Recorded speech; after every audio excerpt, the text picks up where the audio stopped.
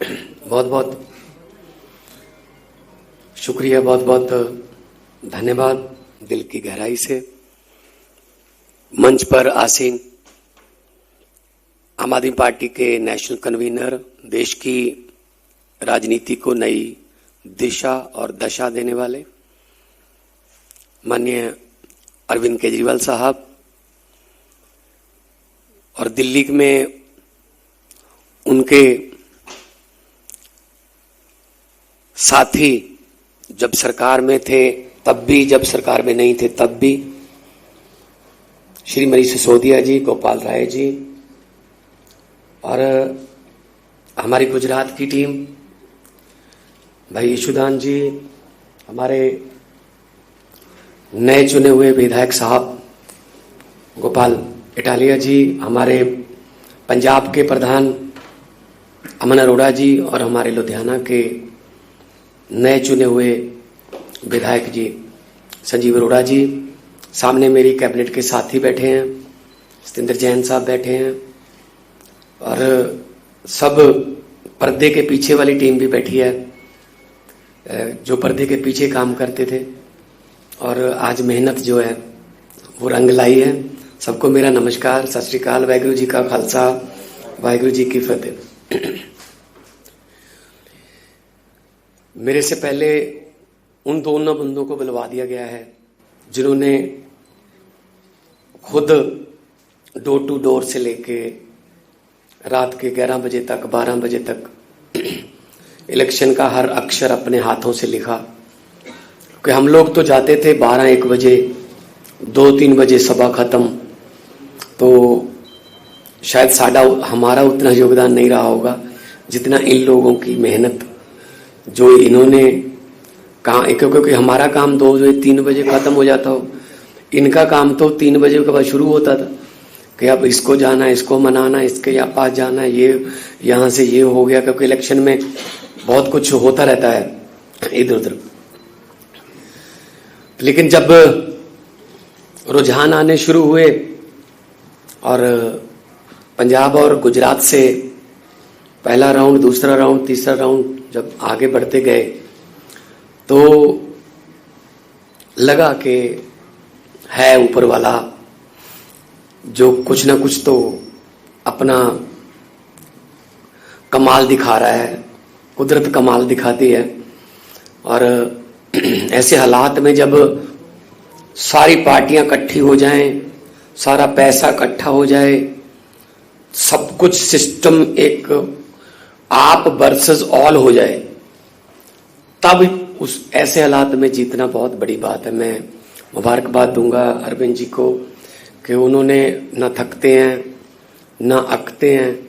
जब भी पंजाब में आना है पंजाब में, गुजरात जाना है गुजरात में, तो कोई रोड शो में ये नहीं देखते कि टेम्परेचर कितना है, वरना ज़्यादातर नेता जो है ना वो टेम्परेचर पूछकर उसके बाद बाहर निकलते हैं। How much is the temperature? Is 42। Oh my God, it's too hot, no no no.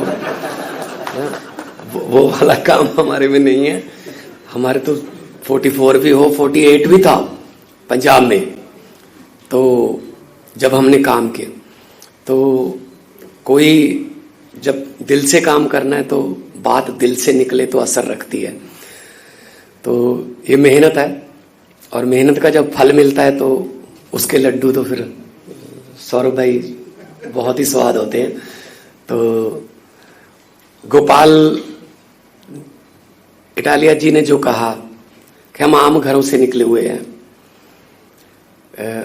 सभी आम घरों से ही निकले हैं, और इतने इतने बड़े पद कभी सोचा नहीं था कि भारत की, देश की सबसे बड़ी पंचायत कही जाने वाली लोकसभा में भी जाएंगे, 2-2 बार जाएंगे, राज्यसभा में भी जाएंगे, और मंत्री बन जाएंगे, मुख्यमंत्री बन जाएंगे।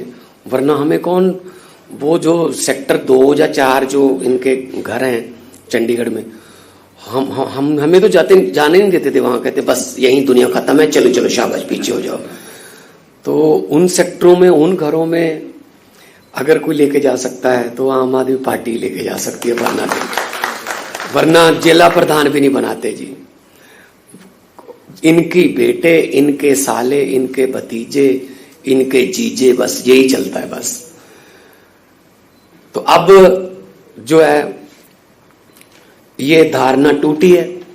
आम आदमी पार्टी ने ये एक नई दिशा और दशा दी है। अब सबको यकीन हो गया कि मैं भी लड़ सकता हूं और मैं भी जीत सकता हूं। गोपाल भाई ने बताया नहीं, मैं बता देता हूं। ये गुजरात पुलिस में सिपाही रहे हैं और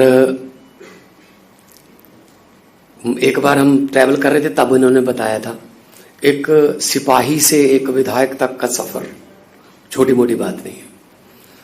तो वहां से इस्तीफा दिया इन्होंने सरकारी नौकरी से।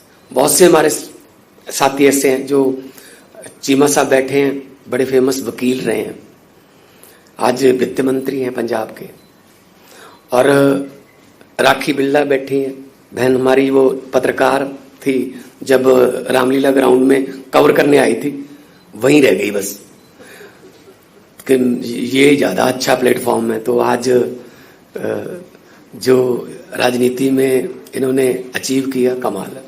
तो थोड़ा थोड़ा तो एफर्ट तो करनी पड़ती है ऐसे तो, वरना राजनीति को हमारे यहाँ ये कहते हैं कि पैसे वालों का खेल है, ये तो गुंडों का खेल है। लेकिन ये धारणा बदल दी है अरविंद जी ने। राजनीति में गंदे बंदे, राजनीति में गुंडे या भ्रष्टाचारी इसलिए ज्यादा नहीं है कि इसमें ज्यादा आते हैं, ये इसलिए ज्यादा है कि अच्छे बंदे कम आते हैं। वो कहते हैं यार छोड़ो यार, ये काम हमारा बस का नहीं है, रहने दो। तो अच्छे आएंगे तो अच्छे बढ़ जाएंगे। तो ये शुरुआत हुई है। संजीव अरोड़ा जी जो 22 में हमारी सीटी थी, अचानक से हमारे विधायक साहब की मौत हो गई, परमात्मा उनको अपने चरणों में निवास दे। तो ये बाई इलेक्शन हमें लड़नी पड़ी। तब हम 7,000 से कुछ ज्यादा मतों से जीते थे, अब हम 10,000 से कुछ ज्यादा मतों से जीते हैं। तो हालांकि वोटिंग परसेंटेज कम है, पिछली बार ज्यादा परसेंटेज वोट हुआ था, इस बार थोड़ा कम है, लेकिन उसमें भी मार्जिन इतना है कि 40% और 22%, 18% का मार्जिन। 1-2% पे सरकारें बन जाती हैं, 1-2% पे देश की सरकारें बन जाती हैं। तो बहुत खुशी हुई। पहले तो सब मीडिया वाले साथी जो हैं उनका बहुत बहुत धन्यवाद। आप आए, ये जो यहाँ आप आए हैं ना, इसका नाम है कपूरथला हाउस। ये कपूरथला के राजा का महल था। एक इधर है फरीदकोट हाउस, वो फरीदकोट के राजा का था। एक पटियाला हाउस है जो कोट बना हुआ है, वो पटियाला के राजा का था। एक नाभा हाउस भी है, वो नाभा के राजा का था। यहाँ हमें कौन आने देता था जी, तो राजाओं के महल थे। तो आज अगर हम कपूरथला हाउस में हैं तो सिर्फ पब्लिक की वजह से, संविधान की वजह से और एक अच्छी सोच की वजह से हम हैं। हमारी टीम है, हम मिलके काम करते हैं।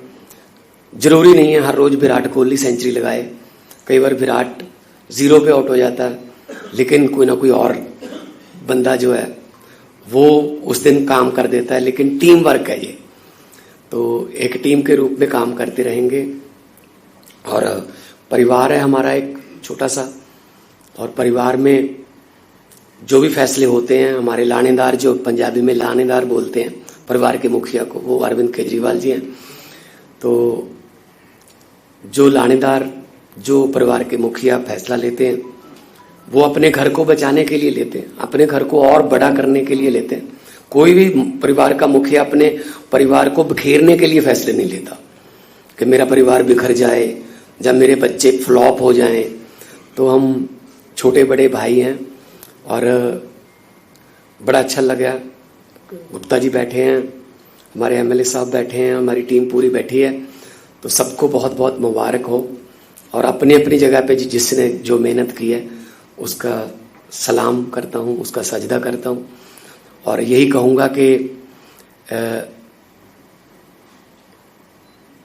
एक शेर है कि हमारी नज़र तो मंजिल पर रहती है, इन आंखों ने कभी मील का पत्थर नहीं देखा। तो मील का पत्थर तो वो देखते हैं जिन्होंने आगे 1 और किलोमीटर जाना है, लेकिन हमारी नजर मंजिल पे है। और मंजिल क्या है कि जब भारत देश जो है वो असली आजादी जो उसको एंजॉय करे। भगत सिंह जी को कभी भी ये चिंता नहीं थी, जब वो इनकलाब की लड़ाई लड़ रहे थे, कभी भी ये चिंता नहीं थी कि देश आजाद होगा या ना। कहते आजादी तो आएगी, लेकिन उनको एक बात का डर था कि आजादी के बाद देश कौन से हाथों में जाएगा, कहीं ये ना हो कि वो अंग्रेज चले जाएं, काले अंग्रेज आ जाएं। और उनका डर जो है वो सही भी साबित हुआ।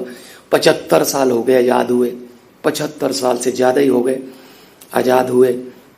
अमेरिका वाले मंगल ग्रह पे प्लाट काट रहे हैं और हमारे यहाँ सीवरेज के ढक्कन पूरे नहीं हो रहे भाई साहब। अभी वहीं खड़े हैं, सीवरेज का ढक्कन, टोबा, छप्पड़, और वहीं रुके हुए हैं भाई, क्योंकि उन्होंने काम किया ही नहीं कभी। अभी बात होने लगी है एजुकेशन की, हेल्थ की, बिजली की, इंफ्रास्ट्रक्चर की, नहीं तो इससे पहले तो बात ही नहीं होती थी। ये तो अरविंद केजरीवाल जी ने उनके मैनिफेस्टो बदले हैं, वरना कहाँ स्कूलों की बात करते थे, कहाँ ये अस्पतालों की बात करते थे। ऐसे चल रहा था, 5 साल तू, 5 साल मैं, अगर तू आ गया तो मुझे कुछ मत कहना, अगर मैं आ गया मैं तुझे कुछ नहीं कहूंगा। ये चल रहा था बस, नूरा कुश्ती। तो हमारे जितने भी एमएलए साहबान हैं, चाहे वो गुजरात में हैं, चाहे गोवा में हैं, चाहे वो दिल्ली में हैं, पंजाब में हैं, राज्यसभा के मेंबर साहब हैं, हमारे एमपी साहब हैं लोकसभा के, सबको बहुत बहुत मुबारक। और मैं चाहूँगा कि हम एक टीम के रूप में काम करते रहें और आगे बढ़ते रहें और हमारे देश की सेवा करते रहें। और भगत सिंह का एक आखिरी शेर मैं सुना के अपनी जगह लूँगा।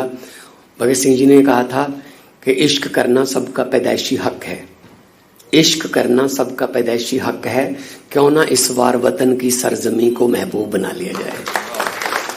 तो वतन की सरजमी को महबूब बनाते हैं और तरक्की करेंगे, और अपना योगदान हम जितना भी हो सकता है वो इसमें डालते रहेंगे। बहुत बहुत धन्यवाद, बहुत बहुत धन्यवाद।